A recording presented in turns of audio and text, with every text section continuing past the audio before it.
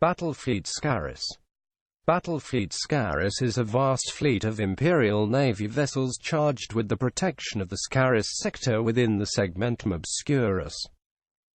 Battlefleet Scarus forms a component part of the Bastion Fleets which make up the massive Battlefleet Obscurus, as do its neighbors Battlefleets Cadia, Agripinaa, and Corona, as well as the more distant Battlefleets Gothic, Tamahl and Odessa, among others.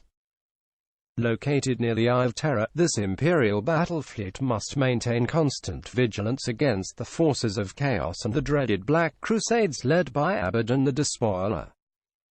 History. Segmentum Obscurus. The Segmentum Obscurus, also known as the Segmentum Obscura, is the region of imperial space to the galactic north of Terra.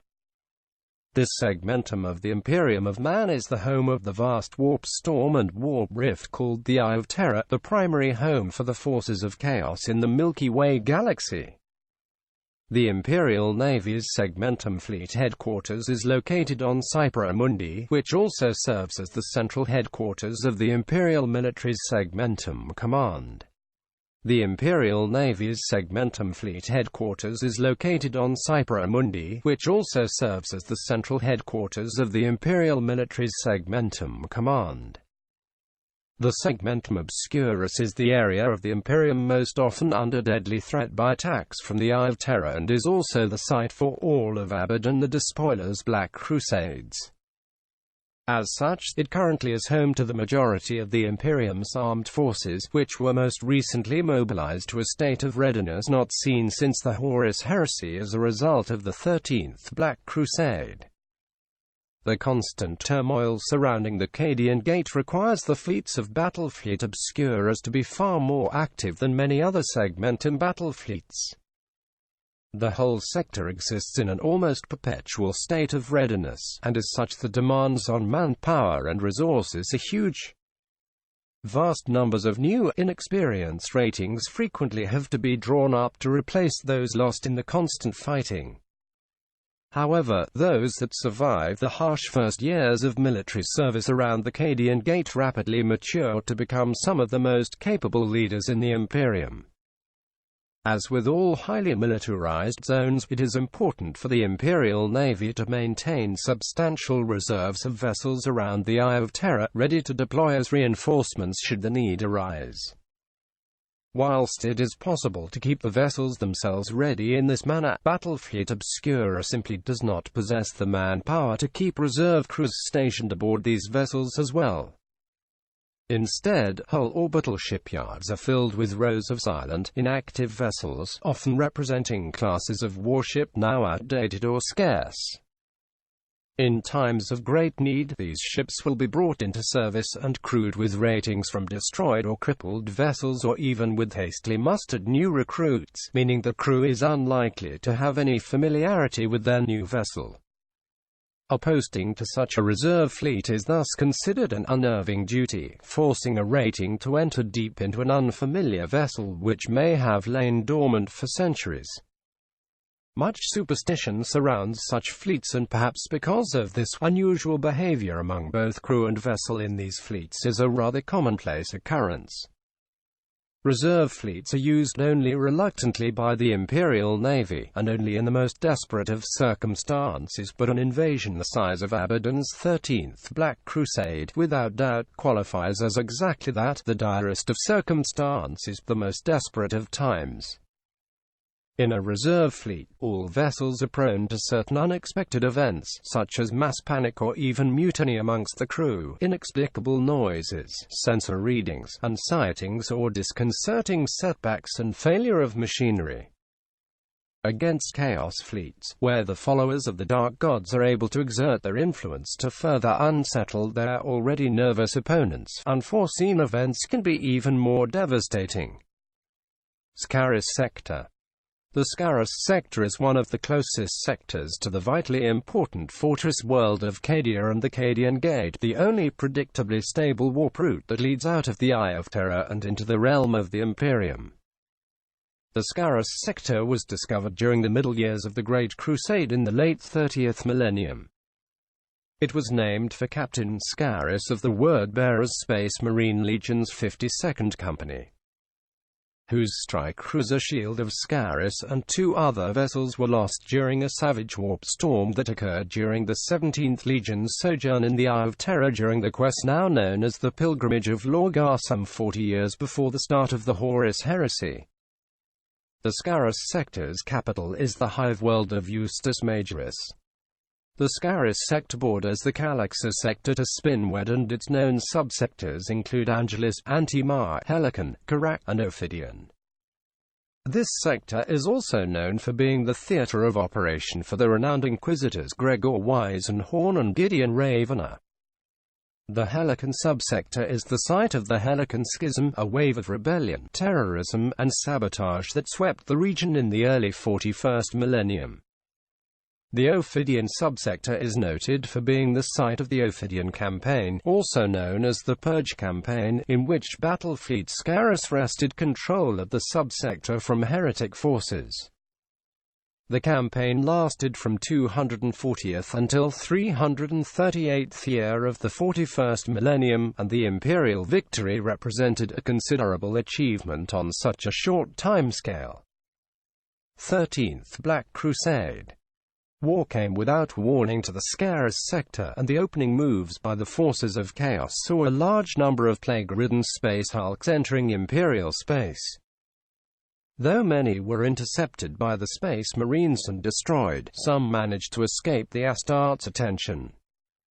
Some of these foul vessels of contagion found their way into the Belli's Corona sector, spreading the disease and pestilence amongst the masses throughout the sector.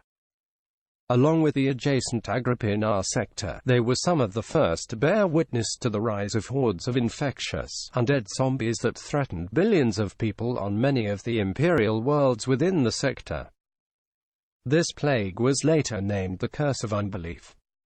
While the defense of the Cadian Gate from the forces of chaos continued to go badly upon the surface of many worlds in the Cadian system, in particular St. Josmane's Hope and Sola Mariatis, the war in space was fought more on the Imperium's terms. The Cadian system had been the focus of Abaddon's primary fleet actions, and the Imperium's fortunes there changed from day to day. The situation was highly fluid, and the chaotic naval forces found themselves stretched to exploit the victories they had won. A feat the size of which has not been seen since the end of the Gothic War 8 standard centuries earlier had been dispatched from Cypra Mundi, and arrived at the world of Belli's Corona in preparation for a massive imperial counter-offensive into the Cadian Gate. The arrival of this vast armada allowed those imperial vessels that had been fighting continuously since the beginning of the invasion a brief respite.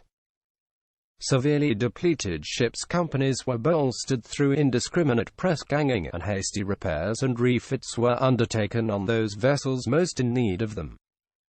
The imperial reinforcements were split into battle groups, each tasked with bolstering the defenses in a specific sector of the Segmentum Obscurus. The regions around the Eye of Terra encompass many millions of cubic light-years, and only by the concentrated application of resources in those areas in most desperate need could the Imperial Navy hope to make inroads and slow, stall and eventually repel the Chaos warfleets plaguing the region. A small number of Imperial Navy ships won a decisive victory when they managed to hold back a larger Chaos fleet at the Iltherium belt, buying time for Battlefleet Agripinaa to arrive and allow the remaining ships to retreat. This course of action, however, left the Agripinaa sector open to invasion, and soon the worlds of this sector and the Belli's Corona subsector was transformed into nightmarish realms of plague and pestilence. With warp storms rendering astropathic communications erratic, the Segmentum Obscura's High Command continued to experience enormous difficulties coordinating command and control of its forces. Communications from the more distant sectors were particularly affected, and Imperial commanders were advised that those communications they did receive from distant sources were not to be trusted, due to psychodynamic distortion. A particularly implausible report from the Scarus sector indicated that in addition to chaos attacks, the defenders there faced the menace of the Orcs. After-action reports cited Mordax Prime as the initial focus of a massive Orc incursion which occurred at the same time as the Chaos Assault was first hitting the Segmentum. And if this was just an isolated case, High Command would normally have written off the communication as mass information caused by inexperienced troops facing an enemy they had no experience with. However, every major star system in the Scarus sector soon logged similar reports, so they had to be taken seriously until more detailed information was forthcoming. Abaddon had recruited massed war bands of Orcs to act as mercenary auxiliary to his Chaos Space Marine legions for his 13th Black Crusade. Following up on Terra raids and cunning finds by the Night Lords and Alpha Legion traitor legions, many of the Orcs banded together into ever-growing tribes that declared themselves as part of the Green Crusade, or Crusade in some sources. Orc spelling is always a matter of conjecture.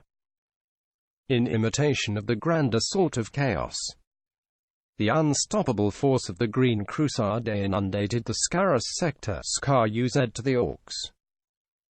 The Orcs continued putting intolerable pressure on a number of worlds in the Scarus sector, notably Lethe II and Mordax Prime. The Magi Biologus of the Adeptus Mechanicus believed these foul creatures to be working alongside Abaddon the Despoiler to further their own ends, though they did not consider it to be a true alliance as such. More likely the Orcs were taking advantage of the opportunity provided by the Despoiler's invasion to launch new attacks against distracted Imperial targets. The situation on these worlds was grim indeed. In particular, Mordax Prime could not be allowed to fall into Greenscan hands, for it was a forge world of prodigious output and its loss would damage the Imperium's war effort. More to the point, the Imperial forces dreaded the monstrosities the Orcs might turn the production lines of Mordax Prime to creating. 15 Imperial Guard army groups and 5 legions of cybernetic Mechanicus Skitarii troops continued to hold Mordax Prime, yet clearly such a large body of men was insufficient to stem the green tide engulfing that forge world. The Segmentum Obscurus High Command drew up plans to send a further 35 to 40 regiments of the Imperial Guard to the world, drawn from the regional reserve to help bolster Mordax Prime's defenses. Yet the Orcs had set their sights upon capturing Mordax Prime, broadcasting the designs for the planet they referred to as Moradaca Prime on every Imperial channel. Were it not for the fact that Mordax Prime was the sovereign preserve of the Adeptus Mechanicus, Imperial High Command seriously considered petitioning the Inquisition for an exterminatus against the world before its vast resources fell to the enemy. Outcome: the Orcs were able to batter down Imperial defenses with sheer doggedness and not a little help from Chaos Space Marines, particularly from the Night Lords and the Black Legion. Now the Orcs rule Lethe 11 and Mordax, along with most of Imbrium and Ulant. Gudrun and Nysa Stromolo stand on the brink of anarchy, and the weapon forges of Mordax, rechristened Moradaca Prime by the Orcs, are infested with looters of the Death Skulls clan, a truly terrifying prospect to the devotees of the Machine God, who know full well the depths of blasphemy against the Omnissiah to which this barbaric Xenos will sink. Battered survivors speak of hundreds of gargants being built from the debris of war by enslaved servitors and the brutal Greenscan overseers. The squat, menacing forms of more gargant construction sites climb over the plains of Mordax Dairy as Orc mechaniacs race to be the first to complete their machines. Imperial strategists are now regarding the Green Crusade as a full-scale Orc war. Its warlords are unknown, but it would appear that Gazkal and Nazdrag are not among them. Only Thracian Primaris and Elnor Delta have held firm against the Green Crusade, bolstered first by the intervention of a Black Templars crusade, and later by the stalwart defense mounted by the Salamanders chapter and many other Space Marine contingents. The situation is grim in Scarus. and none can see an end to the infestation given the dire situation across the region. Battlefleet Scarus composition. At the time of the 13th Black Crusade, Battlefleet Corona consisted of the following vessels that took part in the valiant Imperial defense: 5 battleships, 9 cruiser squadrons, 13 escort squadrons,